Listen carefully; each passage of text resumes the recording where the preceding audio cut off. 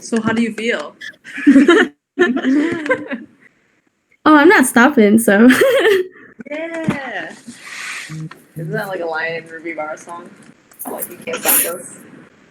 Hey.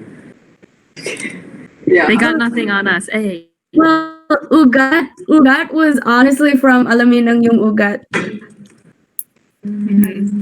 They got nothing on us. Hey. But what are you working on now?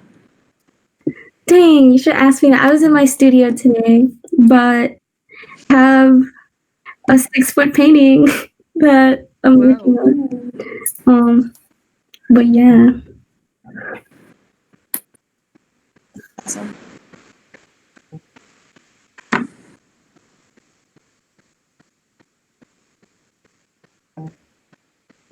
We're live. Cool. Nice. Oh wait, I guess let's start then. Is Kayla I ready? think Nai put a message in a chat about maybe like Hillary Yasmin or Hillary Valenzuela maybe wanting to join the call too. Hillary. Yeah. Do we want to like share that link to Share it with Hillary. someone who can get it to her? Anyone have? I know Nai does. I can share it. Yeah, or Rafi. Okay. Perfect. AB exec up in here. Hi, Hillary. Yeah, with the G. Oh, sorry. Oh, someone's already Sorry, doing Rad. it. I'll take over when we start. Yeah.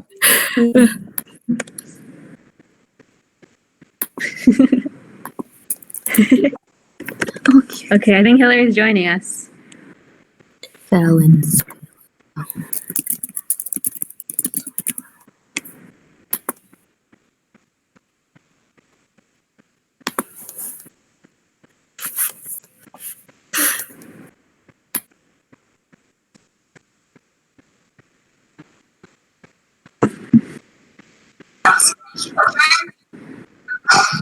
Hillary.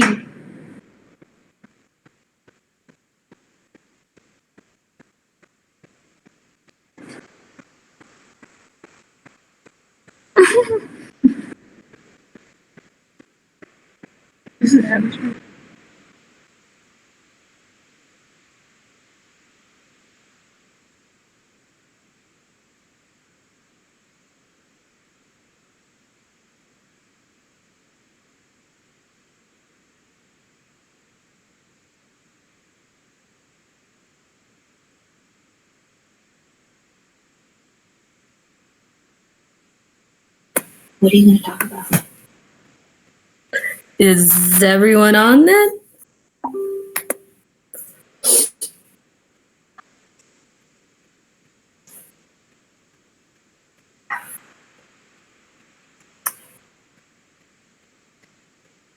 Are we ready then?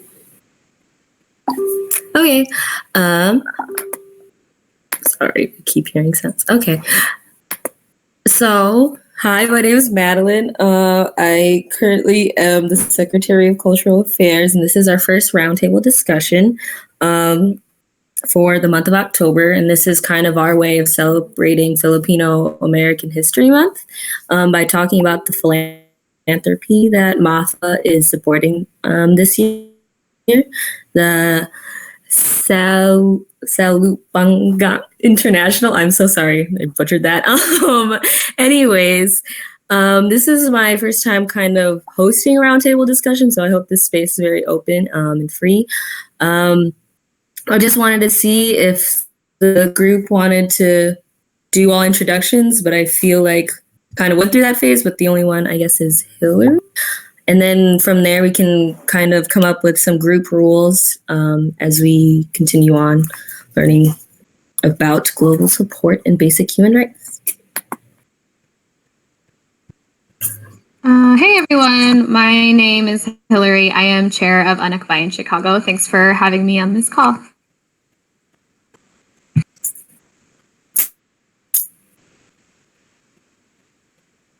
Did everyone want to go? Or is it just going to be Hillary? Okay. Maybe we can introduce the folks that are like not on MAFA board. Okay. Yeah. Yeah. Angela. Hi. Hi, I'm Angelou. I'm Kappa Loyola's external public relations chair, so like their e-pro, so like external. Hi, I'm a junior. Follow me on Instagram. Not gonna give it. Oh, an.gelou. It's just my name.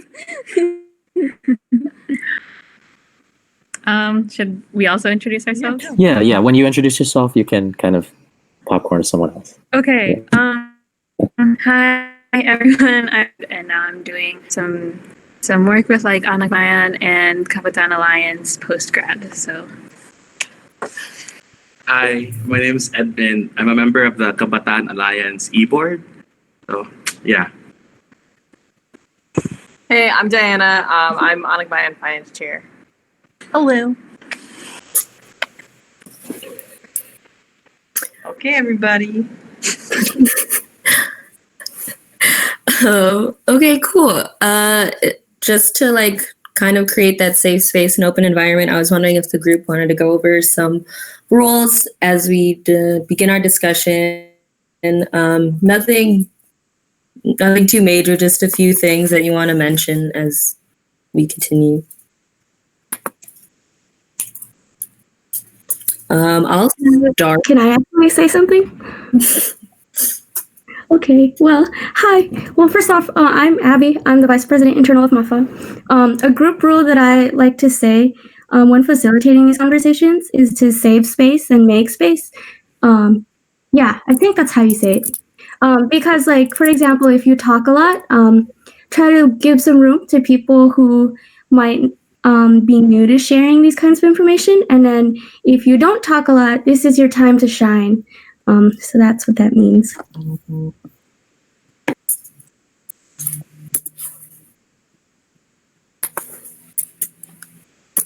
JK, I think it's take space, make space. Take space, make space. Any other rules anyone wants to mention?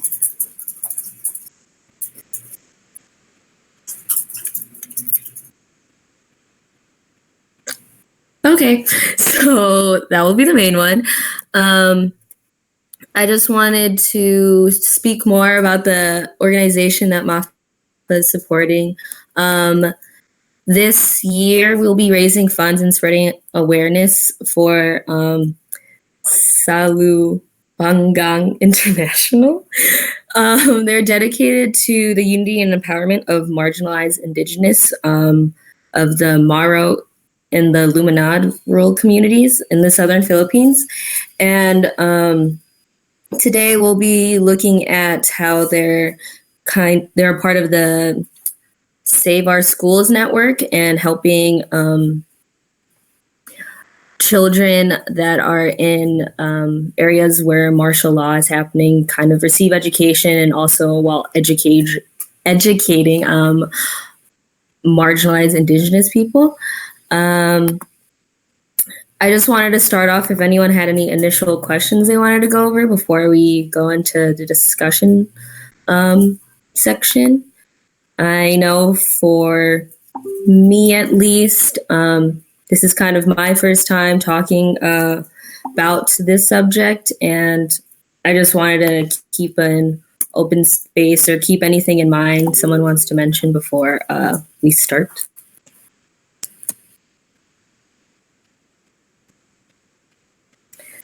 I feel like with this group, we're all kind of knowledgeable on it, especially since a few of you are part of Anak Bayan. So I guess I'll just start with the first question then.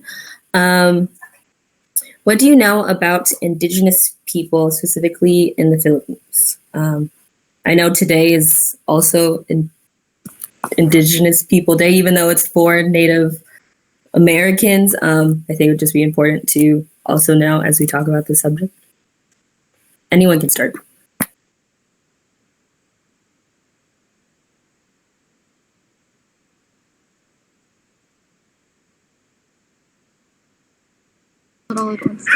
Well, hi, Rafi speaking. Something I know about Indigenous folks in the Philippines. So actually on my trip in the Philippines, I met Lumad, some Lumad students who are studying in the Philippines, or in Manila, away from their home, which is Mindanao, which is the southern Philippines. And that's something I know. There are Lumad students, so they don't go to school in their home in Mindanao. They're actually studying in something called Bakwit schools in Manila. And Bakwit is kind of, I guess you could say, a play on words of evacuate, because they are leaving their homes in Mindanao because they're being closed. And so they evacuate to schools in Manila.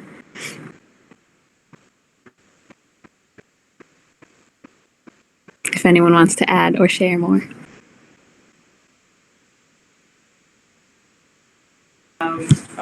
Like before I really only knew about like the 𝐥𝐢𝐯𝐞𝐬𝐭𝐫𝐞𝐚 tribe, and then coming to World Fair in like the early 1900s, and then like I knew that like a lot of people when they go back to the Philippines, a lot of times they go back to visit like the indigenous people's tribal lands and everything. That was kind of like what I'd known before I learned about Lumad and the Moro people and like what they're currently fighting for, the schools that they attend.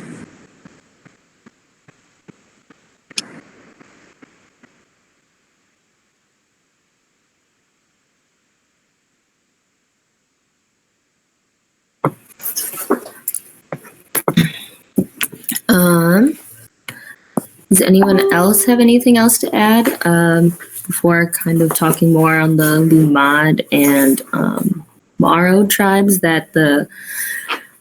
Does anyone want to help me pronounce this word before I keep like butchering it? Like I just maybe one person. You're doing great, yeah, isn't it Lumad? And I think the actual foundation is Salupongan. Salupongan, right? Thank you. Moro and Lumad, so you're good. So speaking more on these tribes, I know that they're both part of Mindanao, and more on the Moro tribe, it is like has more Muslim roots in southern Philippines, which I found interesting. And I think what I guess going more into it, kind of why these groups are being helped, it's because of martial law in Mindanao currently. I know that for me, learning about martial law in history class, it was kind of just the military overthrowing the government, and why it's important for these indigenous groups to kind of like learn about this, what's going on there is because most indigenous people within these tribes like have no sense of what they can do with like martial law taking their lands. And I just thought it was interesting because like citizens are unable to protest due like to fear of arrestment happening there. And why I think this organization we chose this year is important is because it's really highlighting the importance of education for students that are unable to get it and for indigenous people. Kind of going on to add on to that, I was kind of wanted to get all of your guys' understanding of martial law in the Philippines. Have, I guess, a new person talk about what their knowledge is, and I guess share more from like my initial research would be great.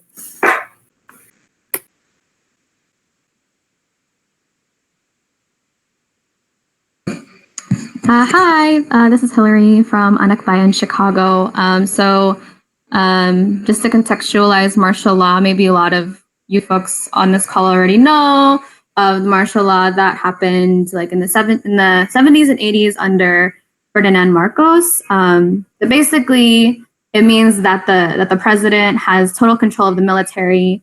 He's the one that calls the shots, and it's a crackdown on people who are critics of the government. There was a lot of torture and kidnapping and murder that happened at this time, especially targeted against people who were very vocal about what the government was doing. So what that looks like today in modern martial law happening in the Philippines right now. So as you mentioned before, like it is really concentrated on the island of Mindanao.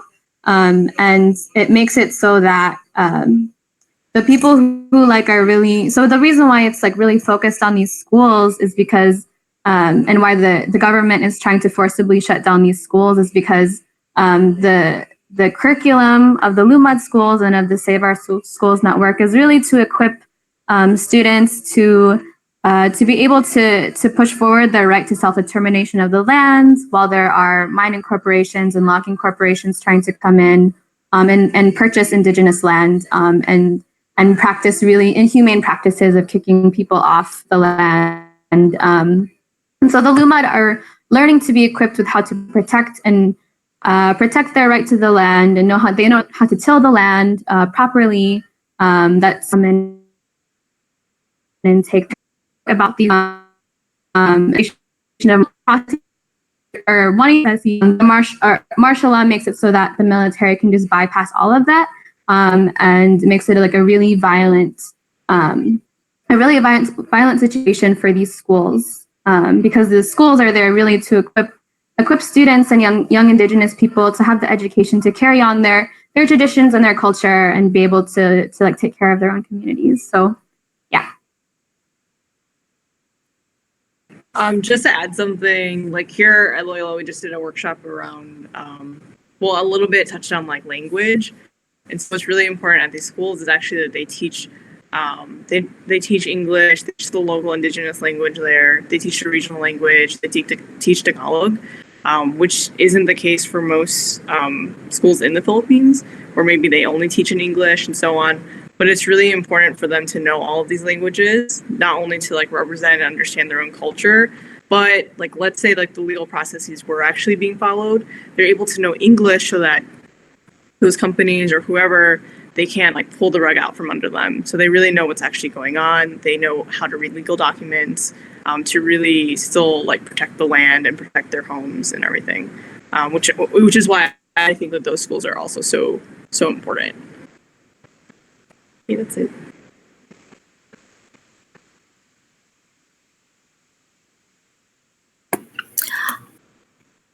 I think something interesting that I just found out about my own family is that my lolo in the Philippines, he was mayor of in 𝐥𝐢𝐯𝐿𝐴 in Ilocos, and he was actually a part of like helping martial law happen again within the Philippines, as you were saying, in like the 1970s.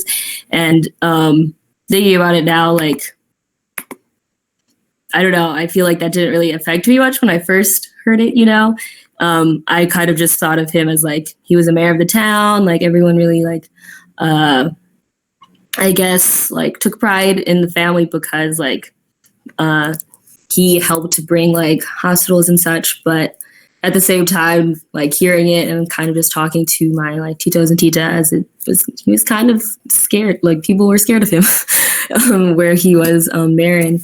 And I guess just wanted to give my personal experience of it. It's interesting to be a part of that. And I guess my role or my family's role in how martial law has continued in the Philippines.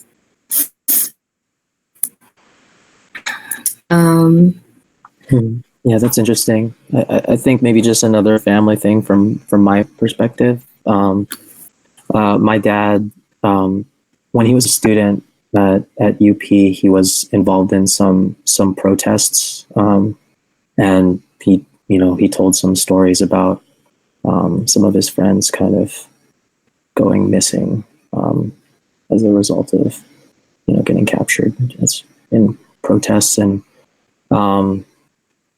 yeah, I mean, it's just it's crazy to see that similar things are happening today as well. So.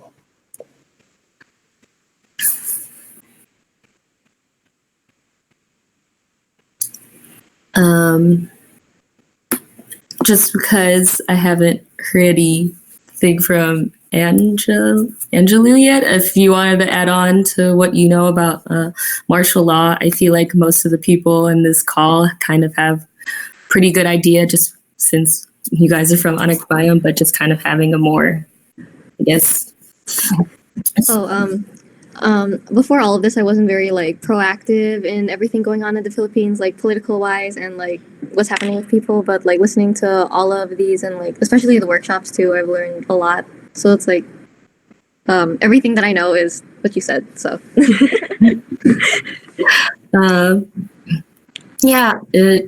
thank you so much, Hillary, for I guess a more in-depth overview of martial law in the Philippines. Kind of helped us give a sense of like what happened to our parents who are still there, who grew up there, and how it's kind of transformed into what it is today. Just kind of going off of that, I guess to go more like less specific, I just kind of wanted to give an overview of like Maslow's hierarchy of needs.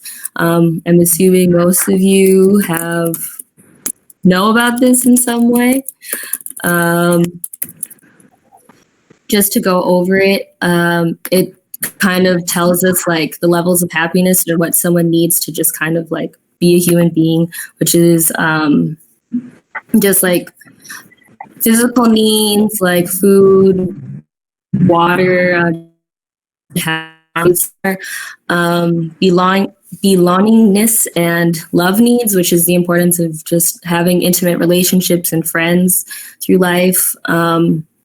Self-esteem, kind of the feelings of accomplishment that you get as you kind of go up in life. And then the final hierarchy of needs, which is self-fulfillment and needs, and kind of reaching your full potential and I guess giving back in a sense to what you've learned. And wanted to kind of discuss further on why education should be considered one of those needs, even though it's not highlighted within Maslow's hierarchy of needs. I just kind of want to discuss your guys' viewpoints on why education is just as important and as a basic human right.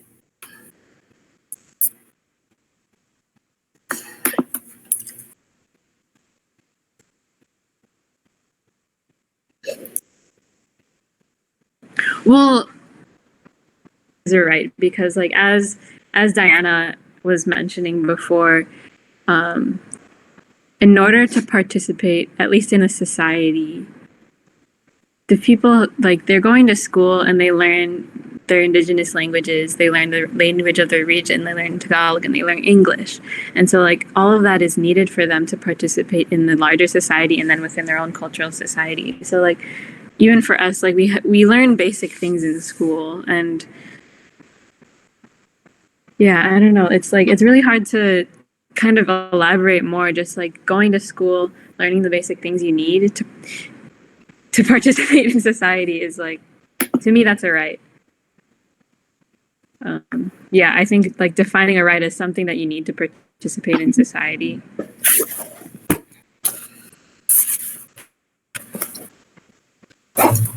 Kind of going off of that, just I feel like with education, it kind of gives us that sense of belongingness and like needs. You create relationships through there, either mentor relationships, friendships, just kind of building a relationship to the community. And I think that's why it's important that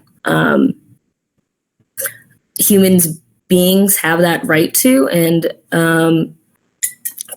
kind of learning more about like these basic things like Maslow's hierarchy of needs. It's not something that a lot of people like learn about or like are able to label themselves.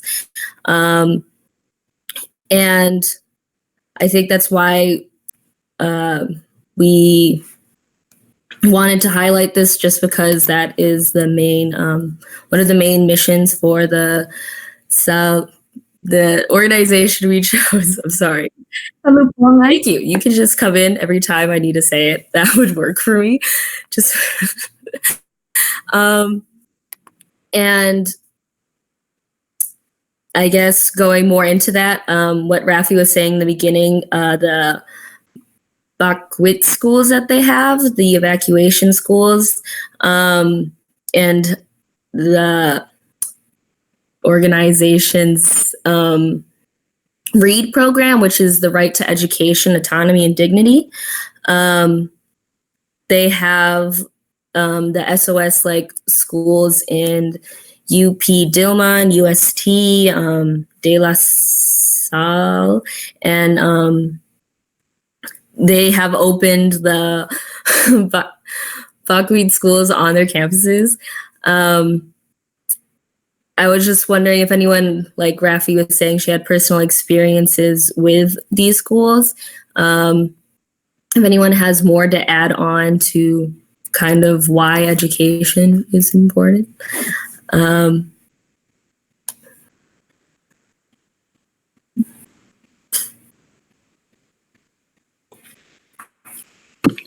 I think education is a right because it gives you like the resources that you need in order to make informed decisions for the future, because like education can really determine like where you go after that and how you shape future generations. Because the people that are educated now, those are going to be the people that are going to be like making the laws in the future, or like, you know, being in the government. Like education is a way for people to make, I wouldn't say like if you're not educated you can't make a difference, but it definitely gives you more leeway so that you can make a difference in the society that we live in and all of that stuff.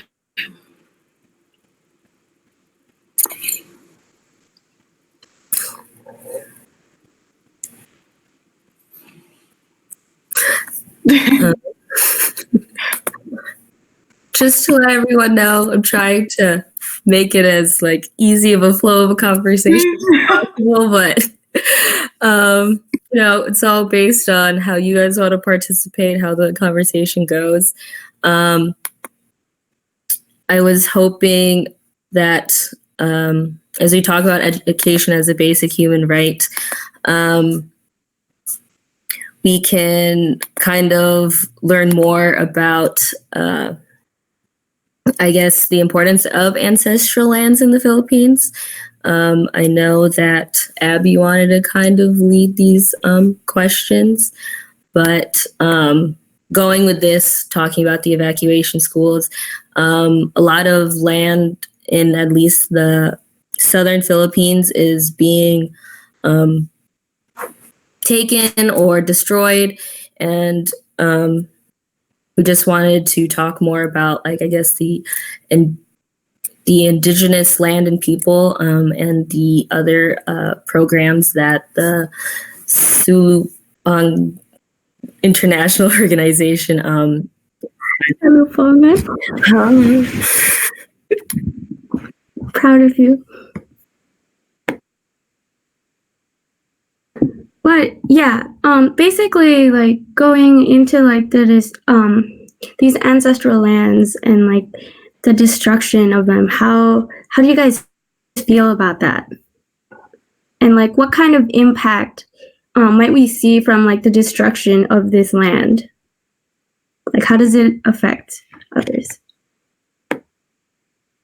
Do you? Oh, so I feel that like if the destruction of all the ancestral land were to happen is happening, it'll lose like a part of the Philippines that is like the history that makes up a part of like the people's like culture and their history especially. And then like without their ancestral land either, there's nothing to like tie back roots to as well. And then the next generations will grow up learning about these like lands through stories, but then they'll never be able to like experience or see it just as like our ancestors have before. I say like a lot, sorry.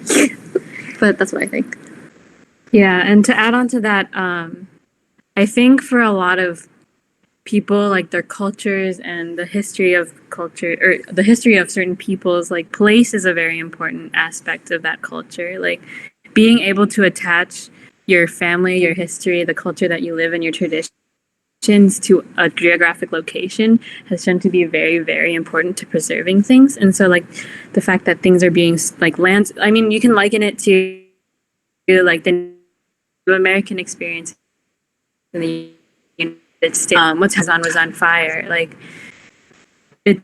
it's and from like their history that they to them land is their life, right? Like they till the land, they take care of the land, and it gives back to them.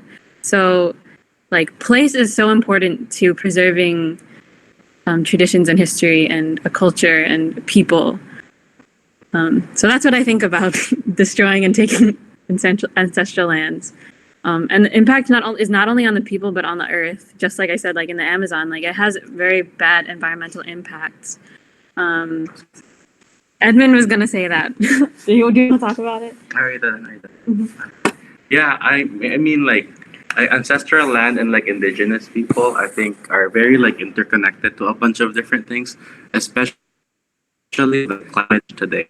Like the people at the forefront of like environmental justice usually have been like indigenous people who want to preserve their land, and that's why like even in the Philippines now, like, you know, that's a big fight, and I think this is a part of the fight. I think this is our contribution. Like this philanthropy would be a contribution to protecting indigenous land, to protecting the environment, and like, you know, the fight against like global climate change. You know, so, yeah. Yeah. Anyone else? Yeah, I think it's also important too to like understand why these ancestral lands are under attack. And actually what I learned when I was in the Philippines is that like 10 of the biggest mining corporations in like the whole entire world are stationed or like have like mining sites in Mindanao. Which means that like, and we talk a lot about how these ancestral lands are not just important to the people, like indigenous people who live on the land and like know how to take care of the land, but it just is like really, really resource rich land, which is why it's being targeted by corporations to be extracted. And so like, if we continue to like support indigenous people's right to the land, then we can further, as what Edmund and Rafi said, further the fight for like environmental justice, because we know that these corporations are the ones that are like pouring toxins into like the water and destroying mountains. And actually in Mindanao, the particular place that's being the most targeted is called the Pantaron range, and it's like this whole range of mountains that have like a bunch of minerals inside of them, or raw materials. And people live on this land, and they know how precious it is. And that actually is like a huge life source for the rest of the Philippines. Like the greenest areas of the Philippines are located in Mindanao, and if like the forests and the greenery of the Philippines is like decimated, like that puts the whole entire country and the whole entire archipelago in danger of like its natural resources being like taken away and destroyed. And the Pantaron mountain range is like one of the biggest, like the wealthiest place for these resources. And so if that is lost to like profitable corporations, then like, and it's like what Rafi said also, like the Amazon, like if we lose the Amazon, like the whole entire globe loses a huge source of like oxygen, you know? And so that goes with the Philippines as well, with the Pantaron mountain range. It's heavily important, not just for indigenous folks, because that is their home, but for the whole entire country and eventually the world. If this really precious land like is destroyed, like we don't know what will happen to humanity, you know? So like that's our stake in this fight as well. Like we need to protect these areas because they mean a lot to us in our future and our well-being as well. So in the media, Duterte talks about like his development plans, and that he says that he'll like these developments will improve the economy, bring more jobs, and invite foreign investors by building roads, infrastructure, economic zones, And for those of you who don't know what an economic zone is, it's like an area within a country where the business and the trade laws are like different from the rest of the country. How do you guys feel about this, and like how does this play into like exploitation?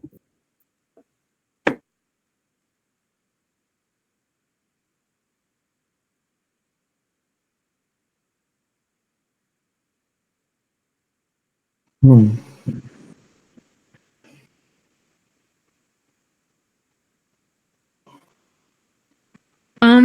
Well, so like you mentioned, like they have different laws than, like if you mentioned the economic zones, and so the economic zones you mentioned have like basically different labor laws and laws than the rest of the country within those zones. And so it's really like there's a chance for exploitation of workers because maybe the labor laws are different. Like they're not able to form unions. They're not able to stand up for like their rights as workers, like maybe fight for better wages, hours, whatever. So like there's a huge chance for exploitation there. Exploitation of the land as well, because actually while I was in the Philippines, I also learned about I lived with farming communities and another indigenous group called the 𝐿𝐸𝐸𝐸, and in both of those communities, they send once their children graduate from high school, they send their kids to work in those economic zones. And Duterte claims, like you mentioned this too, that it's for developing the land and making sure that the economy can grow, but it's at the cost of the lands that they're building on. That people work on those lands and live on those lands, and so you're exploiting the land in that sense too.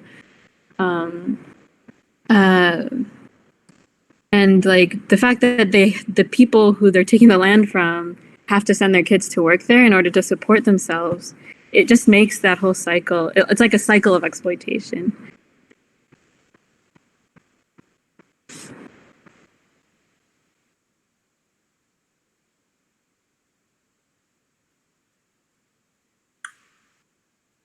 Anyone else?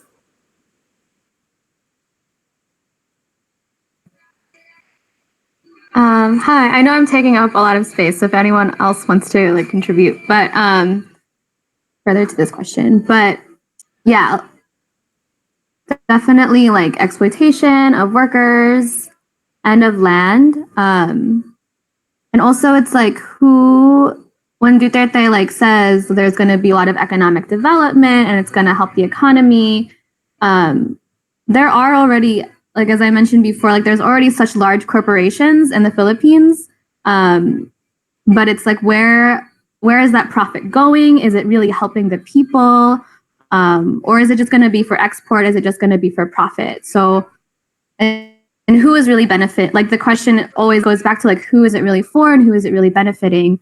And if it's just like introducing the land to more multinational corporations and foreign entities and foreign countries and foreign governments, where does that leave the actual Filipino people, the people who live in the Philippines, who are the ones doing this work and this extraction and whose land is on? Like, are they really going to be the ones that will benefit from this quote unquote economic development? And if that's not already happening, how will that continue? If it hasn't happened before, how will that continue to happen and unfold? Yeah, because I mean, when we see it in the U.S. too, of like the rich getting richer, the poor getting poorer, and with the kind of economic.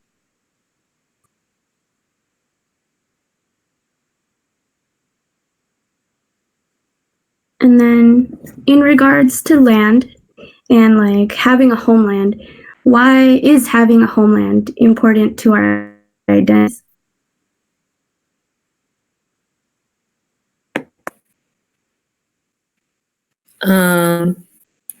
I guess this kind of brings up the term of like diaspora. Why am I so bad at saying words today? When I think about this, at least, I guess from a Filipino American stance, I think about how like us, like the first generation born in America, has like no sense really of like what home is. We get it from our parents, who kind of, I guess, for me, it's more of like a state of like contention for my family, just because having a homeland and having that culture has so many different, like, I guess, viewpoints. Some people can take it as language. And for me, I am Filipino American, like not really knowing, I guess, my identity, and being like in part organizations like MAFA, it's helped me kind of explore what it means to be Filipino American, or what ways that I guess the Midwest experience like explores this. And just kind of the importance of homeland. It's like why it's a protected class. It's why there's a national origin category. When you like apply for jobs, or just like, no, just as in, I guess, what is it called? The amendment or Constitution, why national origin is important. It gives us that sense of like knowing who we are. And I guess for Filipino Americans, myself, like not being able to visit the land or really experience it yet, kind of having that be taken away, or just through martial law and the state of the Philippines now, it's like we'll never experience what our parents experienced when they were growing up in the Philippines. And I think that's why homeland is important. Just visiting, or just being able to at least experience like the Philippines at some point in our lives, gives us like a piece of who we are. Yeah, I agree with what Maddie said, because I'm also Filipino American. I also don't speak Tagalog. And I've only been to the Philippines once. And it gives you like a really big sense of pride, because the Philippines is very different from America, as most or all of us know. But it gives you a sense of pride of like who you are, and like the struggles of like growing up in that country, and like making you very thankful for like what it took for your parents to move here and stuff. And also like with the beautiful parts of the Philippines, like with like the natural parts that they're trying to take away from us. It's so sad that like that's what's happening, because seeing like those places, like the islands and like the ocean and everything, like from when I went, it just gives you it makes you just really grateful that like the earth, just like all, it's so beautiful and everything. And then it's just really sad that all that's like kind of happening. And, they just want to build everything over it to stimulate more money.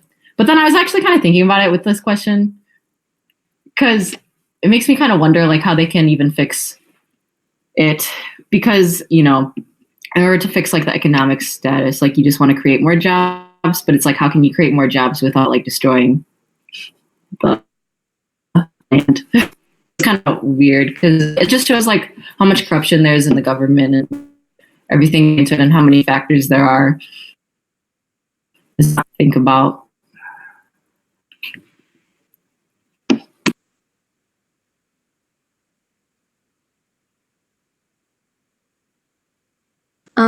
So talking about like the homeland, it's funny because some people here refer to the Philippines as like the motherland. So it's kind of like giving us that family tie back to the Philippines and how it's so important to us. And it also connects us to where like all of our family, like our histories come from. Like it explains why our skin is so brown, our hair is so dark, like all that. And then hearing about how people now want to change the homeland just because of like building it up, like covering up the land and like changing our history. I guess it's just because like jobs and everything that you guys have said, but also like you can't cover up the history. You can like teach people about it, but then if you change the homeland, then you change like our story, and then there's nothing to connect it to anymore. And it also, having a homeland, it helps us explain parts of ourselves that we don't understand. Like trips back to the Philippines is an entirely different experience because we see what life it was like for our family and how hard it was, and how like compared to everything here, it's like not even like anything like comparable, just because our family had harder lives and now they've come to here. And it's just, the homeland refers to their home, and it's so important. It's like an integral part of everything because it's like it explains all of our family's origins. I'm also Angelou, by the way. I see on the notes my name's Oh Diana. yeah, it's Angelou, not Diana. You want to talk? I just like coming back to this topic of like what does it mean to create more jobs or the need for jobs. I think it's like so important for there to be like viable jobs in the Philippines, even here within the US, right, where people feel like they can actually survive off the wage and they're contributing to their society and building a society that we all believe in. But I think it's really important for us to also like challenge this idea of like, why does there need to be more jobs? Because a lot of people are working 2 or 3 jobs already and they can't make enough. So what would it also mean if,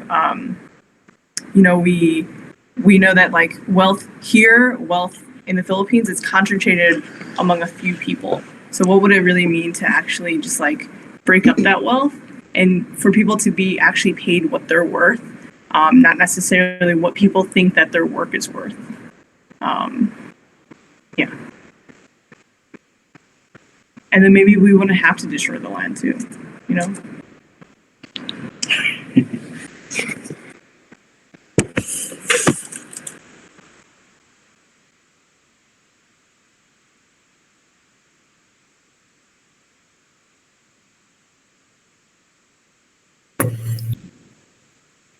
I feel like you brought up a good point about like knowing your worth. And I feel like that can go back to what I was saying about Maslow's hierarchy of needs, of like that self-actualization of like who you are in the society and what you contribute to it. And I think that brings up the conversation of like what is like, I guess, how much money does one need to like really live, or how much is life worth to like people, especially since destroying land means that people in the land can also be hurt or damaged because of it. And the whole importance of, I guess, having that education of why homeland is important, and having these conversations of just like what identity means to us, and kind of just knowing the worth of the human experience. And I guess kind of hopping off that point and just overall conversation of like, how can we be allies?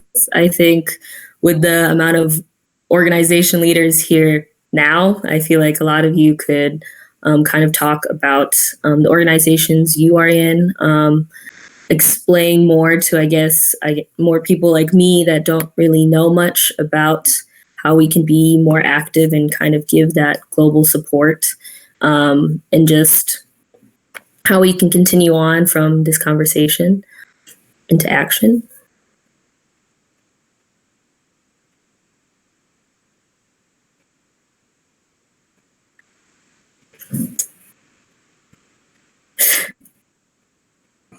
Yeah, so I guess I can kind of explain what Anak Bayan does. It sounds like a lot of you are already pretty familiar, but our tagline basically is like we're an organization of Filipino youth and students fighting for national democracy in the Philippines, and we talk about the 3 basic problems of the Philippines and how U.S. imperialism and like corruption of the local government or the Philippine government, and also how feudalism ties into that as well. How those are the 3 basic problems that all of the other issues on top of it arise from.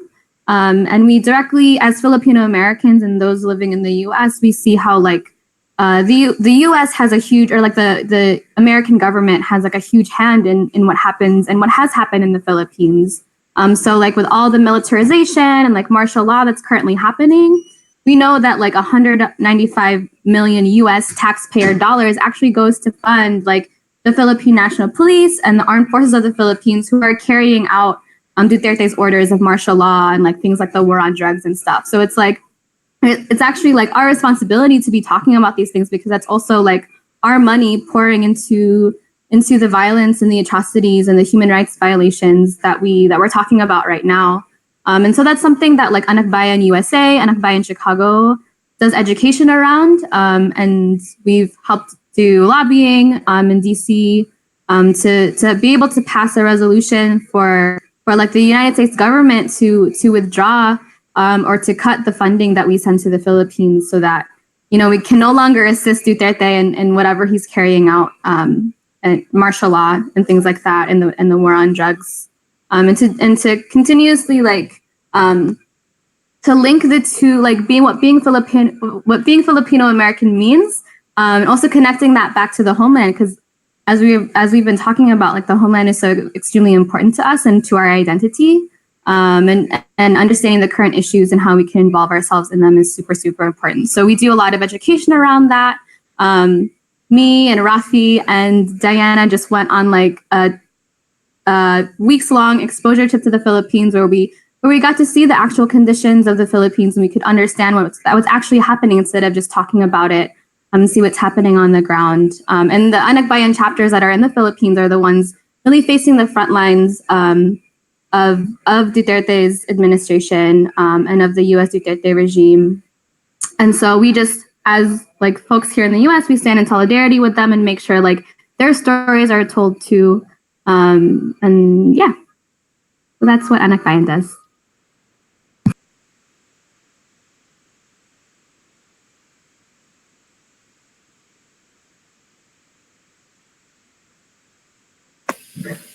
Okay, so I guess I'm going to add a little bit more about Kabataan Alliance, which is an alliance and network of different organizations, a lot of them who are on the West Coast, but hopefully we're growing here too, of different, a lot of times they're PSAs, they're Filipino clubs in high school, there are other organizations that are united together to do educational workshops in knowing our history. I think everyone kind of named it, right? Is that for us to really know our history is also a point of empowerment. It's kind of how we push forward on understanding what's happening right now, what has happened in our past, and where we're going. So that's a big thing that Kabataan Alliance does. Rafi already is an all-star workshop giver. Boom, bring it to your campuses. Amazing. And in addition to that, we also really focus on different issues that are happening in the Philippines, doing different fundraisers, as we're talking about now, for different schools in the Philippines, for medical missions, for exposure trips like the one that Rafi went on to the Philippines to really understand what is the situation that's happening there as well. Again. Okay. I know Kabataan Alliance, last thing is that they also, like, as all these different organizations, like what Hillary was saying, they also did like a lot of legislative work. So calling, your local legislative people, meeting with government officials and so on to, again, talk about what is happening in the Philippines, and just really critically grappling with what are we doing as U.S. citizens or folks who live here in the U.S. To think about not only where's our funding going, but what could it be going to. The military budget in the U.S. is so high. It's so high. But we talked about like jobs again, right? We talk about education. We talk about student debt. What could that money actually really be going for? And like how would that just also support our situation here as young people who are living here? That's I also wanted to read a comment from our live chat from CJ Asmana. He said, spreading the discussion and awareness definitely helps. Going out of our way to talk about what's important does make an impact. The more chatter, the more awareness, the higher chance of action. If we look at how the world got outraged over Spider-Man getting taken out of Marvel and it made a huge impact, or even when Sonic came out with a terrible design, those are movies, pop culture. He genuinely believes that talking more about it can make a noticeable impact, especially because it's of actual cultural significance.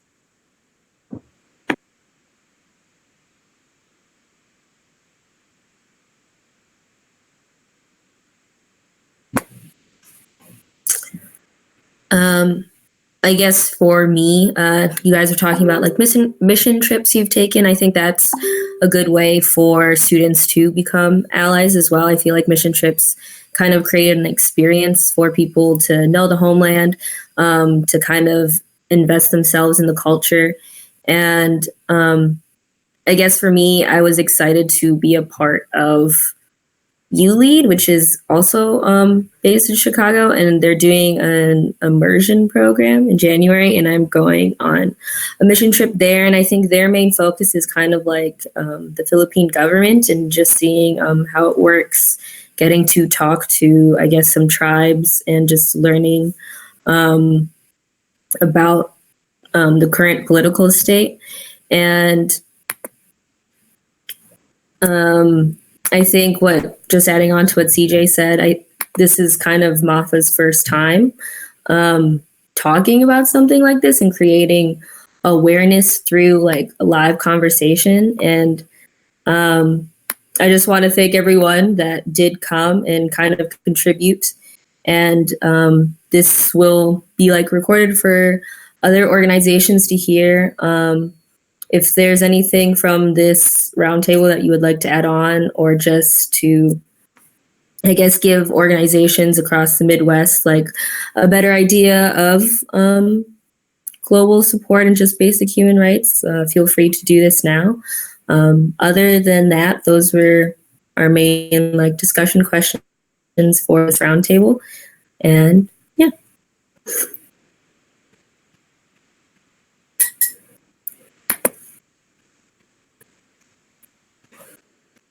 Hi, can I ask a question?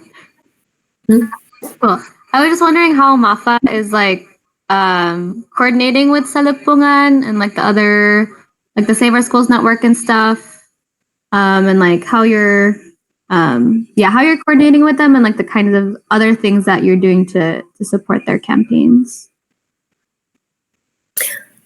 As of right now, we have been getting donations through the MAFA's Got Talent. This was started last year to kind of just showcase students' talents, but this year we decided to showcase students' talents while also kind of spreading awareness about this organization and what it does. So through each vote someone gives through like Venmo or PayPal, it's going to be sent to the organization. We've reached out to them, but I'm not sure if we've heard anything back, but we will be donating all proceeds from this to them.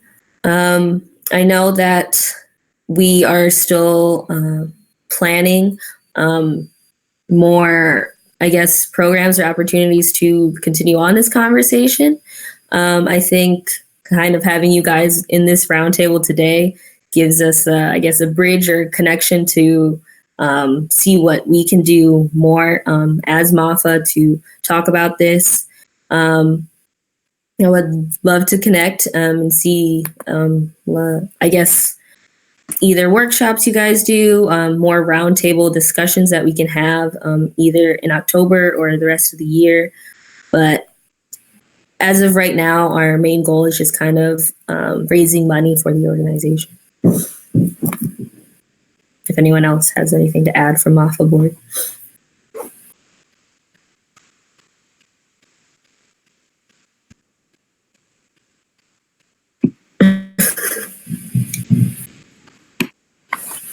Cool.